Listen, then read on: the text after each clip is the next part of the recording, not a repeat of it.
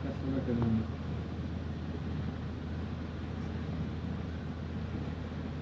Students, welcome to my YouTube channel. तो students, मैंने ये यूट्यूब चैनल फर्स्ट बार बनाया है, तो आई होप आप लोग मुझे सपोर्ट करोगे। तो चलो आज की क्लास स्टार्ट करते हैं। आज हम 12th की एक्सरसाइज 3 आव्यूह मैट्रिक्स को पढ़ेंगे। तो सबसे पहले मैं आपको इनके फॉर्मूले पर बता देती हूँ। 3rd की मैट्रिक्स आव्यूह के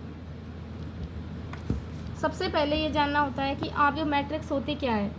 तो किन्हीं संख्याओं को या किन्हीं आंकड़ों का आयताकार क्रम विन्यास आव्यूह कहलाता है। क्या होता है आव्यूह? किन्हीं जो संख्याएं होती है उनका आयताकार जो क्रम विन्यास होता है उसको क्या बोला जाता है? आव्यूह। जैसे कि ये एक एग्जाम्पल है। इसमें आव्यूह में क्या होता है? पंक्ति रो होती है और स्तंभ कॉलम होते हैं। कॉलम होते हैं जो खड़े टाइप में होते हैं, रो होती है पंक्ति सीधी लाइन में होता है। जैसे इसमें A11, A12, A13, A21, A22, A23, A31, A32 और A33 ये क्या है? आव्यूह के अवयव हैं। और ये कितने की इसकी कोटि क्या है? 3/3। अब हमें समझना होता है कि आव्यूह की कोटि किसे कहते हैं। तो आव्यूह की कोटि को जो m पंक्तियों तथा n स्तंभों वाले किसी आव्यूह की कोटि को m क्रॉस n के रूप में व्यक्त किया जाता है। m तो क्या दर्शाएगा? रो मतलब पंक्तियों की संख्या को, और n कॉलम यानी कि स्तंभों की संख्या को दर्शाता है। और किसी भी आव्यूह की कोटि को m मल्टीप्लाई n के रूप में लिखा जाता है। उसके बाद में आता है कि आव्यूह की कोटि में पहले पंक्तियों को तथा बाद में स्तंभों को लिखा जाता है। जैसे कि इसमें लिखा हुआ है 3 × 3। 3 तो रो की संख्या है और 3 किसकी है? कॉलम की। तो इसकी कोटि क्या हो गई? 3/3 की।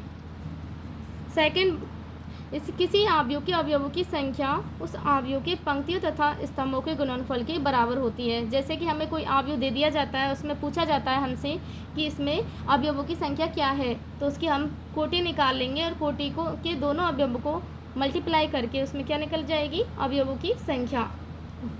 जैसे कि इसमें ये किसकी कोटि क्या है? 3/3। तो हमें अवयवों की संख्या बतानी है, तो 3 × 3 करेंगे तो कितने आ जाएगी? 9। तो इसमें अवयवों की संख्या कितनी हो जाएगी? 9। जैसे कि 1 2 3 4 5 6 7 8 और 9। अवयवों की संख्या कितनी हो गई? 9। आव्यूह के प्रकार। तो सबसे पहला प्रकार है उसका पंक्ति आव्यूह। कि पंक्ति आव्यूह क्या होता है? तो एक ऐसा आव्यूह जिसमें केवल एक पंक्ति हो उसको क्या बोला जाता है? पंक्ति आव्यूह। जिसमें केवल एक ही पंक्ति होगी उसको पंक्ति आव्यूह बोला जाएगा। जैसे कि एग्जाम्पल देखते हैं हम 5 - 4 0। तो ये पंक्ति तो कितनी है? 1। और इसमें कॉलम की संख्या पूछी जाए यानी कि स्तंभ की संख्या पूछी जाए तो कितनी है? 3rd।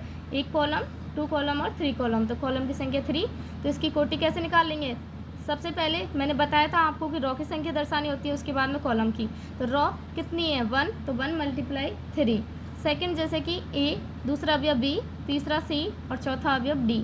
तो इसकी कोटि क्या हो जाएगी? पंक्ति इसमें 1 है तो 1, और कॉलम कितने हैं? 4। तो 1 × 4। उसमें 1 और 5 अवयव कितने हैं? 2 अवयव हैं, लेकिन इसकी पंक्ति इसमें 1 है और कॉलम कितने हैं? 1 और 2। तो 1 × 2। स्तंभ आव्यूह किसे कहते हैं? स्तंभ आव्यूह बोलेंगे कि ऐसा आव्यूह जिसमें केवल एक स्तंभ हो स्तंभ आव्यूह कहलाता है। स्तंभ आव्यूह किससे बोलेंगे? ऐसा आव्यूह जिसमें केवल एक स्तंभ होगा उसे स्तंभ आव्यूह बोलेंगे। जैसे कि एग्जाम्पल देखो, इसमें कॉलम कितना है? 1। स्तंभ कितना है? इसमें 1। और पंक्ति पूछी जाए तो कितनी है? 1 2 और 3। रो की संख्या कितनी है? 3rd। तो इसकी कोटि को कैसे दर्शाएंगे? पहले क्या लिखना होता है? रो की संख्या, उसके बाद में कॉलम यानी कि स्तंभ की संख्या लिखनी होती है।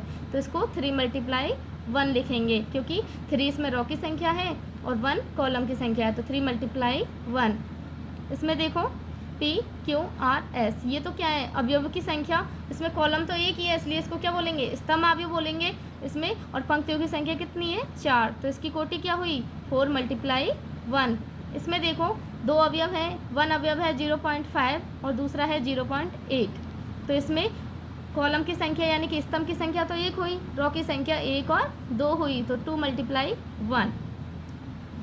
इसके बाद में हम m × n कोटि के पंक्ति आव्यूह में सदैव m = 1 होता है तथा स्तंभ आव्यूह में n = 1 होता है।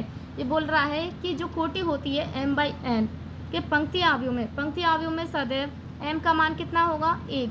m का मान 1 क्यों होगा? क्योंकि पंक्ति अवयव में केवल एक पंक्ति होगी और स्तंभ अवयव में क्या होगा? एक स्तंभ होगा, यानी कि n का मान क्या होगा? 1 होगा। जैसे कि इसमें देख लो, हमने अभी स्तंभ अवयव के एग्जाम्पल पढ़े थे, उसमें स्तंभ की संख्या कितनी थी? 1।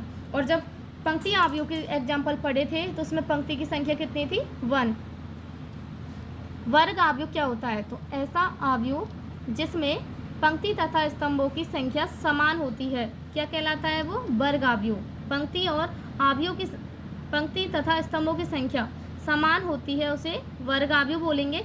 जैसे कि इसमें देख सकते हो आप 1 2 3 1 2 4 -5 4 2 7 8 2, ये कितने का है? इसकी कोटि क्या होगी? इसमें स्तंभों की संख्या यानी कि कॉलम की संख्या कितनी है? 3rd, 1 2 और 3। कॉलम की संख्या यानी कि स्तंभ की संख्या 3rd है और पंक्तियों की संख्या यानी रॉ की संख्या भी 3rd है। कैसे देखते हैं रॉ की संख्या? ऐसे, पंक्ति ऐसे होती है सीधी, तो 1 2 3, तो इसमें पंक्तियों की संख्या भी 3 है और स्तंभों की संख्या भी 3 है, तो इसकी कोटि क्या हो गई? 3 × 3। सेकेंड वाला देखो, इसमें अवयवों की संख्या कितनी है? 4। पंक्ति कितनी है? 1 और 2 और स्तंभ भी कितने हैं? 1 और 2, तो इसकी कोटि क्या हो गई? 2 × 2। एक m × n कोटि का अवयव वर्ग अवयव कहलाता है यदि बताओ m का मान n से ग्रेटर है या n ग्रेटर m या कोई नहीं, या m बराबर n। यानी कि ये पूछना चाह रहा है कि एक m × n कोटि का अवयव वर्ग अवयव कब कहलाता है। तो अभी बताया था मैंने आपको कि वर्ग अवयव जब कहलाएगा जब पंक्ति और स्तंभों की संख्या क्या होनी चाहिए? बराबर। तो इसका करेक्ट आंसर m बराबर n हो जाएगा। जब पंक्ति और स्तंभ की संख्या बराबर होगी तो वो क्या कहलाएगा? वर्ग अवयव। शून्य अवयव किसे कहते हैं? तो शून्य अवयव ऐसा अवयव जिसमें सभी अवयव शून्य हो, क्या कहलाएगा? शून्य अवयव कहलाता है।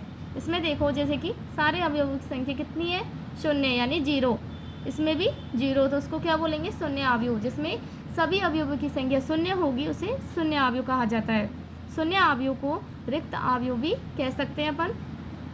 अगला आता है प्रकार, इसमें अवयव के प्रकार में विकर्ण अवयव। विकर्ण अवयव क्या होता है? तो ऐसा वर्ग अवयव जिसमें मुख्य विकर्ण के अलावा सभी अवयव शून्य हो, विकर्ण अवयव कहलाता है। अब आपने सुना होगा कि मुख्य विकर्ण क्या होता है? तो मुख्य विकर्ण होता है जो सीधा होता है और उसके अलावा अन्य सारे अवयव क्या होते हैं? शून्य होते हैं। जैसे इसमें देखो मुख्य विकर्ण ये है 0 4 0 0 0 5 0 0 0 -9।